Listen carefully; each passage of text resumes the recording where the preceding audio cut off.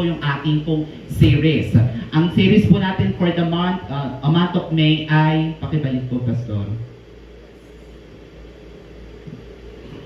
Hindi po yan. Ang series po natin ay Blessed. Yan po ang ating series sa buwan ng May. Blessed. Ang tanong po, are you blessed? Amen. Pero ang sabi po dyan, pag-uusapan po natin yung biblical approach of blessing. Kasi kapag hindi po natin nalaman kung paano siya inangkop sa Biblia, yung bless po na ito, mananatili po yung salita lamang. Pero kaya po natin pag-uusapan yung biblical aspect and later on pag-uusapan natin yung application. Kasi mas mahalaga po yung application, tama? Kagaya po ng pinag-usapan natin ng faith. Pinag-aralan natin yung theology ng faith, pero mas pinagtuunan natin ng pansin yung application. Ganon din po sa buong buwan ng May, except yung May 19 po, kasi yun po yung team building natin. Pag-usapan po natin yung water baptism doon. Pero buong May, baka po first week ng June, pag-uusapan natin yung sinasabing blessed, pinagpala. Yan po ang ating series for the month of blessed. Ulitin ko po, kamusta po kayo? All is well. Amen. All is well. Amen. Yan po ang ating deklarasyon sa araw-araw. Amen. Pag tinanong kayo ng kaibigan, kaaway, at kahit sino pa man, ang lagi nating deklarasyon, tayo po ay laging pinagpala sa Panginoon. Pinaburan, mabubuhay ng mahaba. Amen. Pinagpala, hinahabol. Si Pastora Jo po, ang deklarasyon niya ay siya ay wealthy at siya ay pretty. Amen. Kung kayo rin po naniniwala kayo pretty, pwede rin po yun. Pretty men and women of the Lord. Amen? So, pero po ang topic po natin sa hapon pong ito ay rational giving. Kasi pinag-usapan po natin ang blessing o pinagpala, pag-usapan po natin yung rational giving. Makatwirang pagbibigay. Amen? Pag sinabing makatwirang, tamang uri ng pagbibigay. At alam niyo po, not all thing that binabrowse ko po yung YouTube natin kasi almost lahat ng preaching natin nandun po. Never pa tayo uling nakapag-message about giving. Amen? At pag-usapan po natin ng giving kasi po ito po'y angkop sa buhay ng pinagpala.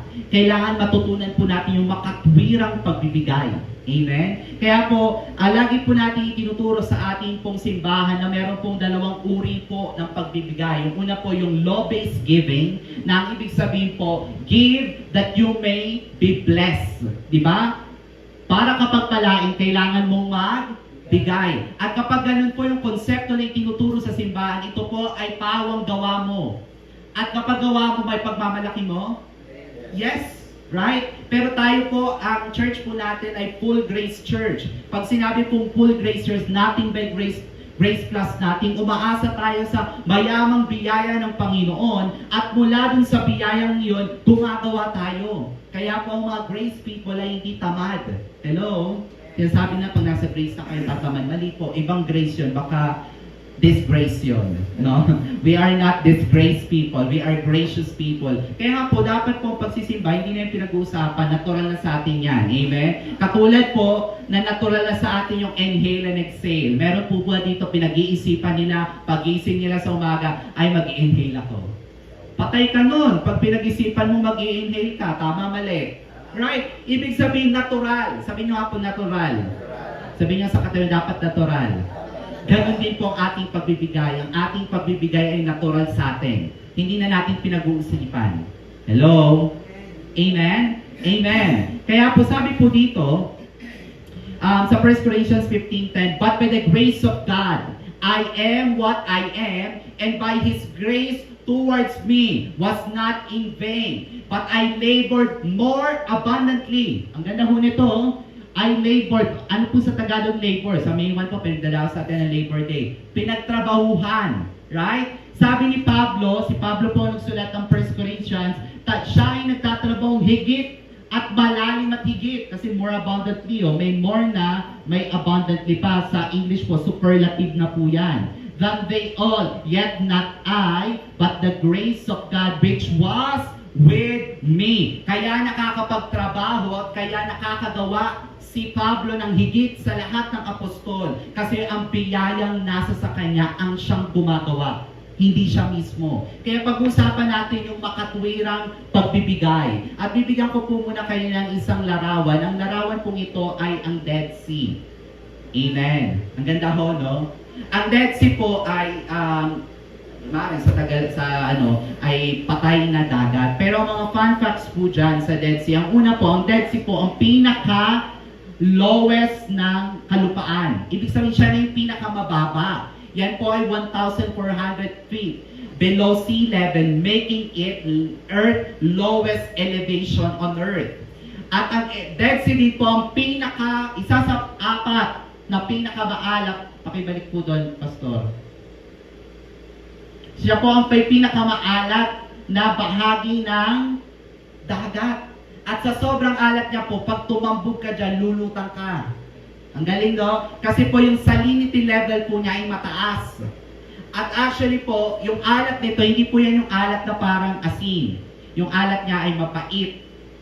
At sabi po sa pag-aaral, yan po yung ginagamit na mga medicinal. Sabi mga may sakit sa balat, psoriasis, and all. Kasi ganun po ka-powerful yung alat niya. At pag kanya, di ba? Ganun niya. Pero alam niyo po ba, kaya siya maalat at kaya siya ganyan, tinawag na patay, kasi dahil siya yung pinakamababa, wala na siyang pinagdadaluyang iba. Nagigets niyo po? Wala na siyang pinagdadaluyang iba. At ganyan po ang buhay nang hindi nagbibigay. Isa kang dead. Dahil po tayo po'y pinagpala, hindi po para yumaman ng ating sarili, kundi may pagpapalang meron tayo, kasi po yun po ay padadaluyin din natin sa iba. Amen. Handa na po ba kayo sa revelasyon sa hapon pong ito? At bibigyan ko po kayo ng 4 na kadahilanan. Why grace-based reason why we should give. Ano yung mga reason para tayo ay magbigay? Amen. 4 na bagay, makabiyayang kaparaanan. Amen. At number 1 po dyan, ang pagbibigay po, it is the surest things to test your heart. Kung gusto po nating masubok ang ating puso, kailangan po masusubok po natin to sa akto ng pagbibigay. Hello? Makikita po natin ang puso ng isang Kristiyano, ng isang manggagawa at isang lingkod ng Panginoon kapag tayo po ay humarap na sa pagbibigay. Kaya nga po sabi po dyan sa Matthew 6:21, sapagkat kung saan nakalagat ang iyong kayamanan, doon din naman nakalagat ang iyong puso. Kaya nga po dito, maaari natin tanong, tell me where your treasure is and I will tell you what's your heart. Amen? Kung ang puso mo nasa negosyo, andun ang puso mo. Nasa pamilya, nandun ang pera mo. Kung ang puso mo nasa gadget, ang pera mo nasa gadget, andun ang puso mo. Kaya po, where your treasure is, there your heart will be also. Kaya ang tanong po, nasan po ang kayamanan natin? Nasa oras na ito. Ang sasabihin sa atin ng Panginoon, nandun nakalagak ang iyong puso. Kaya kung gusto po nating subukin ang puso ng isang Kristiyano, tanungin mo, nasaan ang yaman mo ngayon? Maaaring nasa sasakyan, para mapaganda yung sasakyan. Maaaring nasa edukasyon. Basta mali po ba yun? Mamamali yun kapag yun po yung priority natin above all. Amen? Sinabi po natin na above all. Kasi mali po ba ang pera? Hindi. Saan nagiging mali ang pera? For the love of money is the root of... Saan daw po nagmumula ang root ng evil? Sa pagmamahal sa... Pero ang pera itself, hindi po yan mali. Nasa Biblia po yan, ginagamit po yan sa ministry. Pero ang pera po, kapag may pagmamahal na tayo po doon, nagiging mali na. Kasi sabi po doon, roots. Ano po ba yung roots? Simula ng lahat ng kamalian at kasalanan. The root of all evil. Amen? Ang sabi po dito, sa verse po ng Kawikaan 4:23, ang iyong puso'y buong sikap mong ingatan. Hindi niya sinabi ang pera, ang iingatan. Ang sinabi ng psalmist na ito, or yung sumulat ng Proverbs sa Kawikaan, ang ingatan daw po natin ang puso. At kapag tinignan po natin ang puso dyan, maaaring po ang puso po dyan, hindi po yung spirito, yung soul part natin. Kasi siya yung nag-iisip, siya yung nag-i-emosyon, siya yung nag-decide. So ingatan natin yung soul part natin, sapagkat mula rito, dumadaloy ang bukal ng buhay. Hindi po natumbok ng Tagalog yung gusto pong ipakita dyan. Sabi po ng English, sa English, keep your heart with all diligence, for out of it spring the issues of life. Tama, mali. Nasa pag-iisip pa ang mga issues. Kasi may naisip ka sa Kanya. Right? Kaya nga po, importante po ang proper communication. Malagyan po natin, ay brad or sister, naisip ko lang ito, parang ito ata yung nasabi mo kanina. Medyo nasaktan ako. Pero pag nalaman niya, ay, sister or brother, hindi yan ang aking pakihulugan. Ito, nagkakayos ho ba? Yes, sa nanggagaling? Sa puso. Kaya ingatan natin. Kaya dyan din sa ating pag-iisip, makikita natin, tama ba ang pag-iisip natin patungkol sa pera? Tama ho ba? Lahat po tayo dito ay makokorek ng Panginoon. Lahat po tayo dito ay mapagpapalang. Sabi po dyan sa 2 Corinthians 9:17, so let each one give. Sa Tagalog, ang bawat isa ay magbigay ayon sa ng kanyang, kanina pa natin pinapaulit-ulit, sa nanggagaling sa puso. Right? Sa puso. At ang puso po dyan, interlinear po yan sa soul, sa ating pag-iisip. Hindi nanghihinayang. Uy. O napipilitan. Uy. Amen? Lamang sapagkat iniibig ang Diyos ang masayang nagbibigay. Hallelujah. Amen? May tatlong bagay po tayo dyan makikita. Mula sa kanyang puso, dapat hindi manghinayang, hindi mapilitan, sapagkat iniibig ang Diyos ang may puso nagagalak o masayang nagbibigay. Amen? Ang pagbibigay po na ito hindi po sapin sa church lamang. Mamaya po makikita natin bakit yung rational giving napaka-importante po sa buhay ng Kristiyano ay maging buo at maging puso talaga natin nagbibigay. Kasi ang pangalawang puntos po natin, pag sinabi po natin grace-based reason why we should give. Number 2, it is the easiest way to appreciate. Ang pagbibigay daw po ang pinakamadaling punto ng ating pag-appreciate sa tao. Ako po nasa hospitality, kami po ng isang kong best friend. Galing po kami po ay nag-hospitality. May background kami sa hospitality. At kapag ginawa namin ng maganda yung aming trabaho, merong tip. Nung nasa hotel po kami, ang tip po doon $1. Kahit sabihin mo pa $1, $5, dollar pa rin yun. Pag kinonvert mo, 50 pesos. Ay, hindi. That time, mga 45 or 40 lang ata yun. Pero ngayon ang dollar ngayon, 50, 55, naglalaro. 60 na ba? Aba, ang ganda ng taliran ngayon. Baka naman ho. 60 yan. Amen, 60 daw. Sa pag-appreciate ng tao. Kaya tingnan nyo po ito kung gaano ipinakita yung appreciation sa pagbibigay sa Mark chapter 14 verse 3 to the following. Samantalang nasa Betania si Jesus sa bahay ni Simon na ketongin, habang nakaupo siya sa may hapagkainan, ay dumating ang isang babaeng may dalang sisidlang alabastro na puno ng mamahalin ng pabangong ito na mula sa katas ng purong nardo. Ano ba pinakamahal na pabango ngayon? Ito alam. Kasi sa may trade sa taas doon, puro mamahaling pabango yun eh. Ang alam kong mahal na pabango, mga nasa 3,500 to 5,000. At may mas mataas pa doon. Pero ito po makikita nyo magkano ang halaga ng pabangong ito. Binasag ng babae ang sisiklan at ibinuhos. Sabi na nga, mamahaling pabango ang ginawa, binasag at binuhos sa paanan ni Jesus at pinunasan ng kanyang buhok. Mamaya makikita niyo yung reason. Bakit ginawa ng babaeng ito yung bagay nito? Sabi dito sa verse 4, ngunit may ilang doong galit na nagsabi sa isa't isa, bakit sinayang ng ganyan ang nagalit? Ang mga bakit may pagsasayang naganap? Diba? Ang tawag po dyan yung mga bashers. Amen? Sabi daw po may evolution ng bashers. Una daw po dating chismosa yan. Naging epal. Naging mema. Ayun, bashers na siya. Social na sa bashers. Amen? Maaari sanang ipagbili ang pabango yan ng higit sa 300 denaryo. Ang lagi po nating naririnig sa mga preaching, 1-year wages ang halaga ng pabango. Pero pag pinag-aralan po natin, it is more than a 1-year wages. Amen?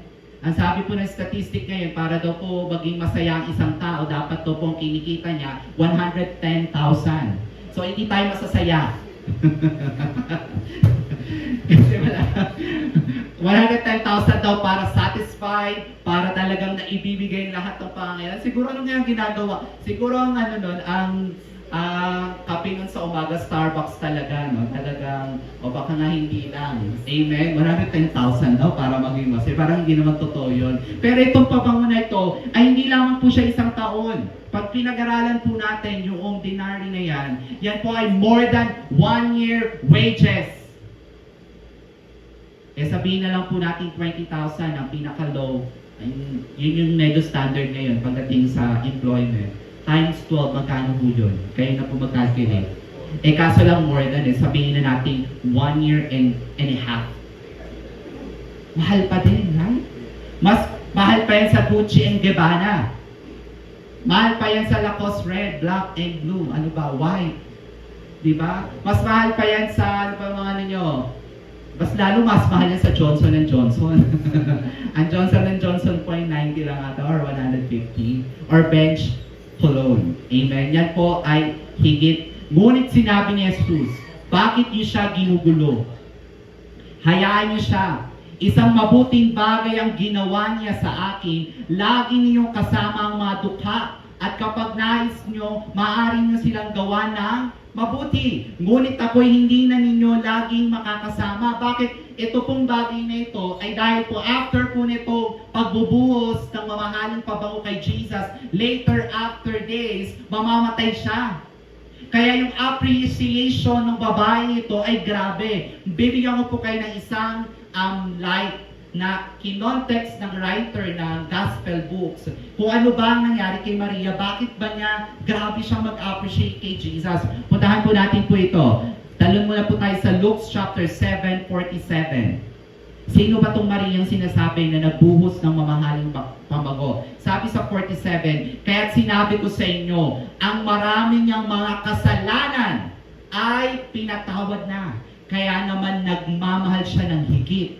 Ngunit ang pinatawad ng kaunti, nagmamahal ng kaunti. Alam niyo po ba kung sino ang Mariang ito? Ipakita po natin yung picture, Pastor. Ang Maria pong sinasabi nito na nagbuhos ng mamahaling bato ay yung Mariang dapat babatuhin hanggang mamatay. Kasi na-caught in the act of adultery. Sa pangangalo niya, siya yung kinaladkad ng mga Pariseo at hinarap sa bulwagan. At ang sabi ni Jesus, kung sino man ang unang babato, siya yung walang kasalanan.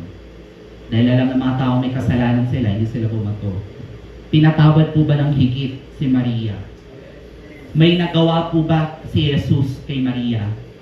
Alam niyo po ba, hindi lamang po yung pagpapatawad ang nangyari kay Maria. Ang sabi ni Jesus kay Maria, sabi, nasa na yung mga humahabol sa iyo, nagko-condemn sa iyo. Ang sabi ni Maria, wala po. Go, I condemn you not, ang sabi ni Jesus. Go and sin no more. Ibig sabihin, hindi lang, pagdalaman mo ikaw ay pinatawad ng lubos, ang response ng puso mo ay hindi na magkasala. Kaya may pagbabago ng buhay kay Maria. At gano'n na lamang yung pagbabago sa buhay ni Maria. Kaya natuto siya mag-appreciate sa ginawa ni Jesus. At nung na-appreciate niya si Jesus, grabe yung kanyang response. Alam niyo po, kapag natutunan po natin kung ano ang ginawa sa atin ng Ministry ng New Life, ng mga pastors natin here, at maging po yung mga ministers na nakikita nyo po dito, makikita nyo po yung word na appreciation. Ang appreciation din po ay hindi sumasaklaw lamang sa pera. Amen? Kinikwento nga nila Bishop, binigyan sila ng isang pirasong bayabas as appreciation sa kanilang mag-asawa. Masayang-masaya, pinost pa ni Pastora Jo. Hindi po kailangan mamahalin para mag-appreciate tayo ng tao. The mere fact that we appreciate whatever things. Alam niyo po, ang pinapractice namin sa worship band, sa Himayuri, we always appreciate each other sa pinakamaliit na bagay. Kaya nga po nung nakakuha ko ng t-shirt binigay nung isa sa kanila, sobrang na-appreciate ko po yun. Kasi simple gesture. Amen? Hindi mo kailangan na mamahalin. Amen? Pero pag t-shirt po, talungin niyo po ako. Amen? Pasaran ba yung gusto kong t-shirt? I-chat ko po sa inyo. Amen? Ano po ang brand? Amen? Mag-appreciate tayo. Alam niyo po, nung na-COVID ako, may nagdadala ng pagkain dito din, I really appreciate it. Amen? Kagalakan na po ng pastor na makita po niya, pagdating po dito, nakaayos na po ang ating simbahan. Kagalakan niya ng pastor na kapag sinabi po natin, mag-evangelist po tayo, or mag-evangelize tayo ng tao, kasama ko dyan, pastor. Saan po tayo mag-evangelize? Kagalakan na po ng pastor na kapag sinabi natin may seminar sa EMI, kasama kami dyan, pastor. We always appreciate those things. Bakit? Alam nyo kung saan inilalagay ang puso nyo. At ang puso po natin ay nasa gawain ng Panginoon. Noong May 2 po, alam niyo naman po yung birthday yun ng mami. And I always remember, sabi ko nga, ilang taon ng mami nung namatay? 51 years. Sa 51 years niya, kung natira man siya ng bahay, siguro ilang mga taon lang. Pero the rest of his life, natira na po siya sa apartment. Hanggang inilibing nasa apartment po siya. Pero the legacy na ibinigay niya sa Panginoon ay tinatapakan po natin ngayon. Inuupuan po natin ngayon. At pinalamig ng iba, pero ito po ay bago po namatay ang ating Sister Evelyn, ay talaga naman po nag-iwan po siya ng legacy sa Panginoon. Amen? So sabi niya, kasi lagi favorite ko rin si David eh. Si David po kasi hinangad niya na tayo siya ng tabernakulo, mas maganda sa tabernakulo ni Moises. Pero hindi po siya hinayaan ng magpagawa. Sino po nagpagawa? Si Solomon. Amen? So ganun din po tayo. Our hearts. Kapag nakita po natin ang mundo pong ito, hindi po natin sinasabi na wag po kayong maghangad ng mga material na bagay. Maganda na may maayos sa sasakyan, may maayos sa tinitirhan. Makakain po natin na dapat natin makakain. Pero hindi tayo pinayayaman ng Panginoon o pinagiginhawa ng Panginoon para lang tayong umunlad. Meron at merong pagpapalang ibinibigay sa atin, ipinadadaan lang sa atin kasi kailangan yun ng mga taong nasa paligid natin. May kausap po ko last time na nanlibre po sa akin. Natutuwa po ako pag may mga nagchat-chat. Magkape tayo. Pag siya po ang unang nagchat na magkakape, alam ko na kung sino magbabayad nun. Tama? Amen? At kwento niya, may bonus daw siyang natanggap. Yung bonus na yun, hindi para sa kanya. Yun po ay para dun sa mga taong kakilala niya ng mga nangangailangan. Alam niyo po, habang inaaral ko po ito, nakikita ko po, may mga pera po tayong dumadaan lang sa ating mga bulsa kasi hindi para sa atin yun. Dahil isa kang daluyan. Amen? Hindi ka Dead Sea, ikaw ay ilog. Amen? At ang ilog patuloy ang daloy at umaragasa. Kaya alam niyo po, ganito po ito eh. Sige, sabihin po natin dito ah. Sino po dito gustong yumaman? Taas po ang kamay. O, yan ha, nakikita nyo po yung kung may CCTV tayo, lahat po yan yayaman. Pero alam nyo po, masusukat nyo kapag mayaman na po tayo at meron na yung perang literal sa yung kapag tayo po ay nagbibigay na. Nasusukat na ang puso natin dyan. Pag-usapan pa po natin sa mga susunod. Hindi po natin yan pag-usapan ngayon. Amen? Number 1, ang una po natin dapat matandaan sa grace-based giving ay it is the truest or the surest things to test the heart. To test the heart. Number 2, the easiest way to appreciate people. Ang pangatlo po ay, ang sabi po dito, Galatians 6:6 muna tayo. Ang lahat ng pagpapalang tinatamasa ng mga tinuturuan ay dapat nilang ibahagi sa mga nagtuturo sa kanila ng salita ng Diyos. Alam niyo po, hindi pa natin tuturo ito para po kasi kailangan po ito ituro. Alam niyo po, ako po, pinagpasyahan ko na po, nung nag-start po tayo, at nung last December po, nung nagkaroon po ng installation, pinagpasyahan ko na po na habang hindi po talaga kaya ng church, kailangan ko po mag-work. Kasi yun po ang sustainability ko. Pero alam niyo po, ang panalangin ko po, na nakakapag-minister po ako kahit po wala akong extra job. Kasi kayang isupply ng church yung pangangailangan ko para makapag-focus po ako sa ministry. Amen? Kasi hanggat wala po nagpo-focus sa ministry, wala po tayong makikitang result. Kailangan po natin yon. Pero ang sabi po dyan, ang pagpapalang tinatamasa ng mga tinuturuan ay dapat din nilang ibahagi sa mga nagtuturo. Kaya nga po ang tanong po sa atin, kung tayo po pagpapalain, makikita po yon ano yung antas ng puso mo sa ministeryo. Amen? And how do you bless your pastor? Kasi yung nagtuturo po dito ay pastor. Next verse, ang sabi po dito, let him who receive instruction in the word share all good things. Hindi po pera lang yan. Kung meron kang good things ang time mo, share mo sa church. Kung may good things ka ng talent mo, share mo sa church. Pero kung lahat yun, pati ang kayamanan ay meron ka, and share it to the church, share it also to your teacher. At ang teacher po dyan yung pastor. Amen? Alam niyo, church, makikita ho natin na maraming kwento sa simbahan, nagkaroon ng sasakyan ng pastor dahil binigyan ng membro. Amen? Nung minsan niya ako, may kakwentuhan ako, sabi niya sa akin, pastor, ipagagawa kita ng tawag doon, ng kwarto sa taas namin. Oh, naisip niya pa akong ipagawa ng kwarto sa... Praise God yun! At alam niyo po, ino-honor yun ng Panginoon. Sabi nung naman nung isa, may kwarto na, pastor, sa amin na lang ang CR, kasi parang walang CR yung kwarto. Alayo naman. Amen? Amen? Kung ganun tayo nag-iisip sa mga pastor natin, contributing to His support. Amen? Alam nyo, makita lang ng Pastor Nobe na talagang nagko-comment kayo at sumasabay kayo sa kapitbiyaya, talagang nakakagalak tayo sa puso niya. Amen? Dahil po matatanda ngayon kapag na-i-upload na yan, talagang binabantayan nila ang views at mga comments. Amen? So, kahit sa YouTube, mag-comment kayo na pagkala kami, Pastor. Amen? Kahit may mga ads yun. Di ba? May mga ads na hindi tuloy-tuloy yung pakikinig natin. Amen? Let us support our pastor. Sabi nga na, I will support my pastor. I will support my pastor. Parang galing po sa ilong, parang ayaw nyo pa. Graduate na ilan sa inyo, parang hindi pa kayo natuto. Amen? I will support my pastor. Whatever the capacity is. Amen? Hindi lamang po, kaya alam nyo po, minsan po inuunahan na lang ng pastor yung pagkakalbo niya eh. Sa consumption. Amen? Kesa naman magkalagas-lagas ang buhok, inunahan na ng pastor. Amen? Dalawa lang po ang pastor ngayon, kung hindi mataba, mapayat. Diba? Pareho po yung sa stress. Wala po kayong makikita na bakit po hindi natin ibigay sa mga pastor ang kailangan nating suporta sa kanila. Amen?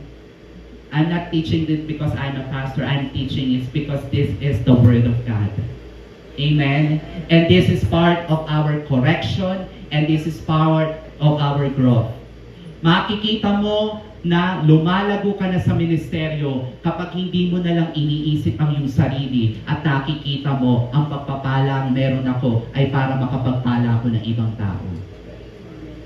Alam niyo po, napakayaman ng simbahan na may pusong gano'n.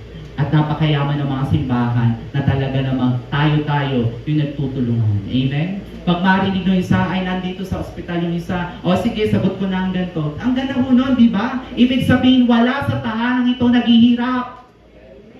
Nakikita nyo yun, yung ganong community na tayo ay nasunugan si ganito, sige tumulong tayo pastor, ay kailangan may mga nasa lanta, o sige magbigay tayo pastor, whatever the capacity that we are, we support because we are truly blessed. Amen? Ang sabi po dito sa next verse po natin, let the elders who perform the duties of their office, yung iba po, literal, yung mga elders sa ibang church, yung mga matatanda, hindi po, yan po sa Greek ay pastors din. Kaya hindi ko nga alam kung saan nila kinuha yung pagtuturo, yung matatanda sa simbahan ng elders. Amen, hindi po pastor, doon lang po tayo. Hindi po touch kayo yan. Sabi dyan, who perform the duties of their office will be considered double worthy of and an adequate financial support. Especially those who labor faithfully in preaching and teaching. Amen. Alam niyo po, tayo po napagpala ang simbahan natin, bagamat maliit, bagamat konti tayo, ang atin pong inahain po dito ay kaya ko pong ipagmalaking 5-star. Kasi talagang yan po ay purong salita lamang ng salita ng Panginoon. Amen? At sabi nga po nung mga ilan nating kaya nating magtapos ng ating worship celebration for 1 hour, pero uuwi po kayong busog sa salita ng Panginoon. Amen? Nakapag-community pa tayo, nakapag-fellowship pa tayo for 2 hours. Hindi tayo nagsasayang ng oras dito, pero uuwi tayo na pinagpala at pinabura ng Panginoon. Amen? Who labor faithfully in preaching and teaching. Ang sabi po dito, sa Tagalog lang po yan, pangangaral at pagtuturo. Number 3, grace-based reason why we should give. It is the simplest way to imitate Christ. Pag sinabi pong imitate ay gayahin ang ating Diyos. Panginoon kong Diyos. Pastor, parang mahirap gayahin ang Diyos. Pero papakita ko po paano natin magagaya ang Panginoon. Sabi po dito sa John 10:10, ang magnanakaw ay dumating lamang upang magnakaw, pumatay, at dumating nga po upang ang tupa ay magkaroon ng buhay at magkaroon ng sagana. Alam niyo po ang love language ng Panginoon. Di ba po may mga love language tayo sa mga mag-couple dyan? Ang una nating love language is act of service. Di ba? Pinagluluto natin yung asawa, yung jowa natin. Pangalawa is touch. Gusto natin holding hands, akbay. Di ba? Pangatlo is giving gifts. Nagbibigay ng regalo. Pang-apat, yung words of affirmation. Yung sinasabi, ang ganda mo naman, ang pogi mo naman. And then panlima po, ano ba yung panlima? Affirmation. Isipin nyo na po kung ano yung panlima. Basta lima po yung language of love. Pero alam niyo po ang language of love ng Panginoon. Alam niyo po, ano po? Give. For God so loved the world that He gave. Ano po ang love language ng Panginoon? Give. Giving. At kapag tayo po ay isang Kristiyano mapagbigay, ini-imitate po natin ang Diyos. Amen? Pero kung tayo po ay madamot, sakim, ini-imitate po natin ang kaaway. Ang sabi po dyan, magnakaw, dumating lamang. Amen? Tayo, we want to give. Amen? At dalangin ko po na babago ang ating mindset na hindi ako payaya. Marami po ako narinig pag ako yung naging ganito, nung nakita po namin na gano'n na hindi na nakikita sa church. Una nga, hindi na nagsisimbe. Kaya ang sabi, magkaroon lang po talaga ako ng trabaho, talagang sisipag ako sa Panginoon. Nung nagkatrabaho, wala na dito. Dapat atang panalangin tanggalan ulit para makabalik. Tama? Yung iba, alis lang po. Kailangan tayo, bubuuwi na lang. Amen? Alam niyo po, we are being blessed by the Lord because may purpose po sa atin. Lagi po natin sinasabi sa sandahang ito, kung wala na tayong purpose, malaya na po tayong umuwi sa Panginoon. Amen? Hindi po natin sinasabi yun kasi po, masyado namang si Pastor. No. The reason why we are here, may purpose tayo. Kristiyano po tayo, tama? Amen? Kristiyano po tayo, di ba? So kung Kristiyano tayo, may purpose po tayo. Ba't yung mga nauna, hindi natin kayang saklawin ang pag-iisip ng Panginoon, pero ang sure thing po natin, habang naririto po tayo, may purpose po tayo. At ang purpose natin ay hindi all-purpose flour at all-purpose cream. Amen? Ang purpose po natin ay dinisenyo tayo upang maging pagpapala para sa iba. Amen? And watch what God does. Tingnan niyo po ito. Watch what God does. And then, you do it. Ang gagawin lang po pala natin, itignang mabuti ano ba ang ginagawa ng Diyos sa buhay ko. Kapag nakita mo ang Diyos sa buhay mo, ang ginagawa lang niya ay magbigay. Magbigay ng pagpapatawad, magbigay ng kagalingan, at binigay niya na 20,024 years sa cross ng Calvary. At kapag pinanood mo siyang nagbibigay, gayahin mo. Hello? Like children who learn proper behavior from their parents. Kaya nga po yung mga bata pag nagmura, sama na doon, sa'yo. Nagtakot ka sa'yo natutunan. Right? Kasi kinakapi lang ng bata kung ano kanilang naririnig. Alam niyo po, pag nakita at narinig natin kung paano kumilos ang Diyos sa atin, magiging ganun din po ang puso natin. Amen? Mostly, what God does is to love you. Totoo po ba? Lagi kapag pinakita natin ng Diyos, mamahalin tayo ng Diyos. keep company with Him, and learn a life of love. Amen? Napakaganda po nito. Ang sabi po nito sa Ephesians 5:1 sa The Message Bible, observe how Christ loved us. Ano po ba yung observe?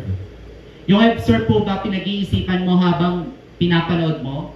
Yes, right? Kaya nga pong observe sa science ay napaka-importante kasi kapag pinapanood mo yung isa, magkakaroon tayo ng observation kung paano nabubulok ang bagay na ito. Di ba? Tinitingnan mo ano yung mga nangyayari. His love was not cautious, but extravagant. He didn't love in order to get something. Ang ganda mo nito, hindi nagmamahal ang Diyos para siya'y makakuha ng something sa atin. But He gave everything. Binigay niya lahat. Totoo po bang binigay ng Diyos ang lahat? At maging ang kanyang kaisa-isang pinakamainam sa lahat na anak, ipinagkaloob niya. Kaya wala na siyang kayang ibigay sa atin na higit sa kanyang anak. Love like that. Kung paano magmahal ang Panginoon na nagbibigay siya, magmahal din tayo kagaya ngayon. Nababago po bang isipan natin sa oras pong ito? Amen. Anyone who says, I live in intimacy with Him, should walk the path Jesus walked. Amen. Pangapat po, ano ang grace-based reason why we should give? Una po, this is the surest things to test the heart of people or men. Pangalawa po, ito po yung pinaka-easiest way to appreciate people. Pangatlo po, ano po yung pangatlo natin? It is the simplest way to imitate God. Pang-apat, giving is the highest form of worship. Sa mga tumatayo po dito ng tithes and offering, ng prayer, ang pagbibigay po ay hindi pangalawang bahagi ng pagsamba natin. Ito po ay kasama sa ating pagsamba talaga. Amen? Pagsamba po yan. Tandaan po natin, ang giving o pagbibigay ay hindi abuloy. Hello? Hindi abuloy ang pagbibigay. Hindi rin po ito monthly due. Kasi pag inisip natin, dun po sa amin po ng mga empleyado, pag inisip namin na monthly due ko to sa church, hindi po yun pagbibigay. Pero pag inisip natin na ang pagbibigay ay pagsamba, that's giving. Amen? At may sumasamba po ba ng late? O mamaya pa lang? Hindi. Ang pagsamba ay pine-prepara. Amen? Prepared. Sabi po dito, giving is not part of the worship. It is worship. Amen? Yung pagsamba natin, pagpupuri sa Panginoon, yung pakikinig po natin ng mensahe, pagbibigay natin, pagkukommunion, that's all worship. Isang akda lang po yan ng ating programa. Yan po ay pagsamba. Amen? Kaya mamaya, magsasamba tayo sa pagbibigay. Amen? Parang malungkot po kayo. Amen. Genesis 22:3. Abraham did as was told. Early in the morning, gaano daw ka-early? Early in the morning. Amen. He got up, saddled his donkey, and taking two of his trusted servants. Kwento ko na lang po, natalakay na rin naman natin. Nung morning, nung sinabi ng Panginoon, Abraham, iaalay mo si Isaac. Sino ang pinakamama ni Abraham? Si Isaac. Pero ang sabi, papatayin. 10 taon mo pinag-intay, Lord, papatayin din pala. Para ka namang ganun po ba siya? Hindi. Si Abraham, excited, early in the morning. Piling ko hindi na nakatulog to, kaya excited early in the morning, right? Sabi, saddled his donkey and taking two of his trusted servant with him and son Isaac. Kasama yung panggatong. Siya na magsasamba, siya na ang papatay, siya pa may dala ng paggatong. Nakikita niyo po ba yan sa gawain ng Panginoon? Ikaw na magpipreach, ikaw na magbibigay, ikaw pa magpapakain. Totoo po yun. Lalo sa mga humahayo. Pero the joy that we give to the service na kinakailangan. Kasi hindi natin alam kung sino yung matatouch. At kapag ang preaching and teaching nakapagbago ng buhay, that's our calling. Amen? That's our purpose. Amen? Kapag nabago ang buhay ng isang tao dahil sa binigay natin, sa tinutugtog natin dito, talagang umaakto tayo sa misyon, nag-i-evangelize tayo, nagpapadala tayo ng isang, Timbaan mo ba yun? Kaserola ng mga kung ano-anong lugaw, kampurado, sopas, ginataang minu-minu, di ba, bais, ang dami, lahat na lang, kinarin lahat yun ni Sister Evelyn. Kung tayo binigay natin sa pagmimisyon at yung bawat bagay na yun kapag ligtas, dahil sa mensaheng narinig, yung taong nagpunta, dahil ang gusto niya lang makakain ng mais, ginataang mais, pero nakarinig siya ng gospel, naligtas siya. Kagalakan po yun ang puso natin. Amen. Ganun si Abraham. Siya na nagbigay, siya pa nagdala na ng. And 1/3 of the journey, Abraham looked up and saw the place far in distant. Stay here with the donkey, the boy, and I will go over and we will worship. Kaya yung pagbibigay isang akto ng pagsamba. Kaya ito pong pagbabago ng ating pag-iisip, magiging kakaiba ang buhay natin. Kapag Saturday pa lang, o mamaya pa lang bago kayo pumunta dito, yung pagbibigay po natin, ay sinasabi natin, sasamba ko sa Panginoon, ito ang pinakamainam po ngayon. Ilalagay mo sa asobo. Gusto niyo po uwi niyo yan? Pwede. Amen? At nung nilagay mo po dyan, hindi ka nangihinayang kasi alam mo ang kasapatan mo ang Panginoon. Mas maiintindihan niyo po ito sa mga susunod na linggo. Pero binibigyan lang po natin ito ng pahapyaw. Ang sabi po sa Mark chapter 12:41, naupo si Jesus sa tapat ng kabangyaman ng templo at pinagbasdan kung paano naguhulog ang mga tao. Nakita niyo po yun, ang Diyos na lumikha ng langit at lupa. Pinagmamasdan yung kung uupo si Jesus dito at makikita tayong maghahandog, paano niya kaya tayo makikita? Ang sabi niya dito, naghulog ang mga tao ng kanilang handog na salapi. Maraming mayayaman ang naghulog ng malalaking halaga. Dumating ang isang tukhang babaeng balon at naghulog ng 2 pusing. Sabihin na lang natin para praise 2 piso. Para mas maintindihan niyo po eh. Katumbas ng isang pera. Tinawag niya ang kanyang mga alagad at sinabi, katotohanan ng sinasabi ko sa inyo, ang tukhang balong itong naghulog higit kaysa lahat ng naghulog sa kabangyaman. Bakit? Sapagkat ang lahat ay nagbigay mula sa kanilang kasaganaan. Ngunit ang babaeng ito sa kabila ng kanyang kahirapan ay nagbigay ang kanyang buong kabuhayan. Kaya alam niyo po, hindi po natin masasabi na yung malaki, maliit. Ang usapin po dito, puso. Kamusta ang puso po natin sa pagbibigay? Kapag tama ang puso natin sa pagbibigay, kung yun yung pinaka-the best mo sa araw na yun, ino-honor yun ng Panginoon sapagkat yun ang iyong pagsamba. Pero kung kaya mo lang naibigay yun kasi convenient yun sa'yo, hindi po yun pagsamba. Amen? Ang sukatan ng pagsamba sa pagbibigay ay ano? Puso. Kamusta ang puso po natin? Kaya sa hapon pong ito, ang big idea natin ay, in Christ, I am a rational giver. Sa Tagalog, kay Kristo tayo ay makatwirang nagbibigay. Amen? Tumayo po tayong lahat.